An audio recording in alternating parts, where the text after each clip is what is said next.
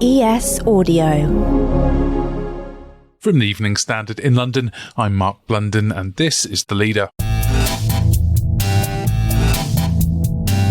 HSBC has snapped up the British arm of Silicon Valley Bank for just £1 in a Government and Bank of England brokered deal. It marks the most significant such bailout since the 2008 financial crisis. This latest development follows late-night talks over the weekend after the collapse of Silicon Valley Bank's US parent company amid concerns about its liquidity. Private sale means hundreds of British tech startups are saved from financial disaster, as Chancellor Jeremy Hunt insisted all deposits were protected.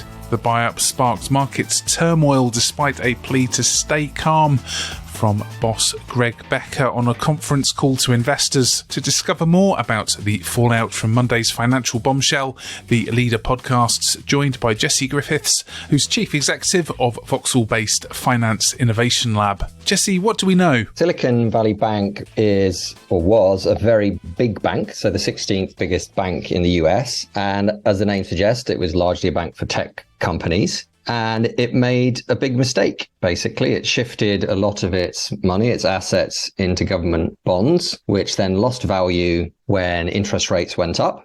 That means it lost quite a lot of money. Depositors found out about this. They lost confidence in the bank and they started withdrawing all their deposits. And this is what's known as a classic bank run. The moment depositors lose confidence in the bank, withdraw the deposits, the bank collapses. And that's exactly what happened. And then what happened in the UK? Silicon Valley Bank had a UK subsidiary, which was also declared bankrupt effectively. And many tech companies in the UK were banking with that subsidiary and had no access to their cash, basically. And they were worried they wouldn't be able to pay staff. And they sent a very plaintive letter to the Chancellor asking him to help bail them out. What was Silicon Valley Bank's business model, and was it different from high street banks?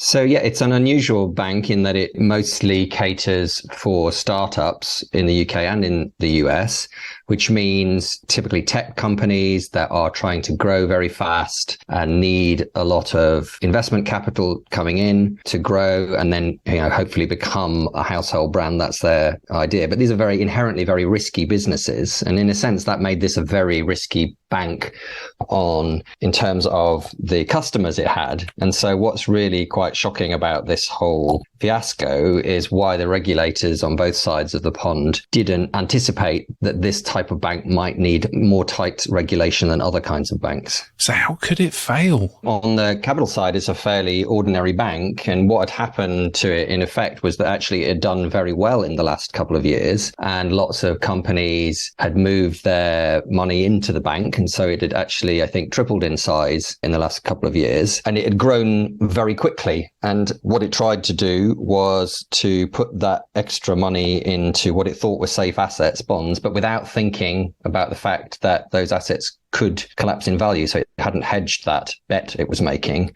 And that was a big mistake, which led to its collapse. And what have the US and British government roles been? So two things have been happening. In the States, the government and the Federal Deposit Insurance Corporation had been trying to find a way to protect the depositors, which is always the key thing here. So they take over the bank. They try to make sure the depositors are protected. And they've managed to do that, but they couldn't find anybody yet to buy the bank. In the UK, the government has managed to find a buyer for the bank. So HSBC will take over Silicon Valley Bank. And that means that the people who bank there will be safe.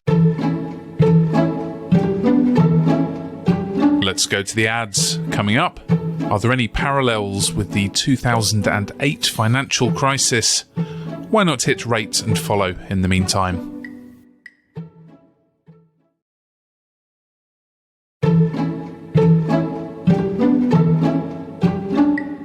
Welcome back. Jesse, what do you think the fallout will be for other financial institutions? Actually, another bank, Signature Bank, has also gone bust in the US. So there's still a big question about what the ripple effects of this collapse will be. It looks like it's not going to lead to another big financial crisis, but it will have significant effects on the tech sector and on the economy more general. And more broadly, I think it asks really worrying questions about the state of the financial system and the state of regulation of that system. So actually, you'll remember this is the second time in 6 months that the state, the government and the regulators have had to intervene to prevent a financial crisis. So in September, we had the Bank of England having to extend a £5 billion line of credit to pension funds because they looked like they would collapse after the mini budget sparked an increase in interest rates. So there's quite a lot of fragility in the financial system at the moment because interest rates are going up. And so we don't know which other institutions might be at risk. And I think the big question is, why aren't we then looking at tightening up regulation, making sure that no other institutions are in a similar situation? Do you think there are any parallels with the 2008 financial crisis? I think it's obviously nowhere near as serious as that. And people shouldn't, I think, be worrying that we're about to suffer that kind of situation right now. But the thing about 2008 is obviously we didn't know that it was going to happen until it happened. So financial instability is always hidden, which is why we need regulation that really gets into these financial institutions and checks everything and makes sure they have the right capital to protect us. And actually, we did quite a lot of improvement of regulations after 2008.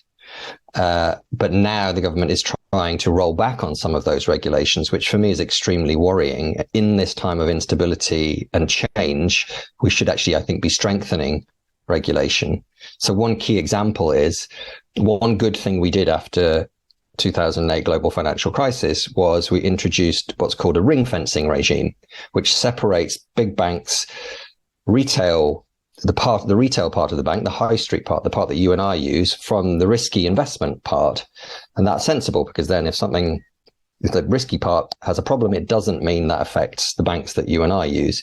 But actually the government is looking to review and weaken that regime now, when really it should, I would argue, be thinking about strengthening it at a time like this. Looks like HSBC's got a pretty good deal. Well, yes. And I think the fact that both the US and the UK parts of that bank have been rapidly resolved, in the sense that one has been sold to HSBC, and in the other case, the government is saying in America that depositors are all protected and it's fine, shows the bank wasn't actually in such a bad state. It was mostly the fact that the bank run and the loss of confidence led it to collapse. So I don't think it's a case of the bank was totally bankrupt and insolvent. It was more, it just suffered from a classic bank run. So probably HSBC, which of course is many, many times larger than Silicon Valley Bank, so it won't be a huge difference for HSBC. Yeah, it probably has got a very good deal. What's the significance of the £1 sum? So basically, when a bank collapses like that, the government steps in, or the state steps in, the regulators, to try to protect the depositors, the people who have accounts at the bank. But in doing that, they wipe out the shareholders. So the shareholders get nothing in this kind of situation.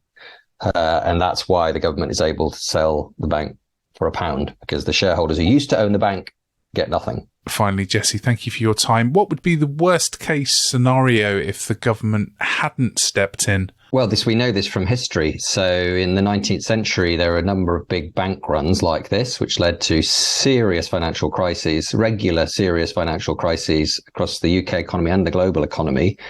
And that's when gradually rules were changed to make sure that the regulators and the government always step in when a bank run happens to prevent it from leading to further instability. Because obviously, once people lose faith in one bank, it's quite likely everybody starts to question whether their bank is also secure.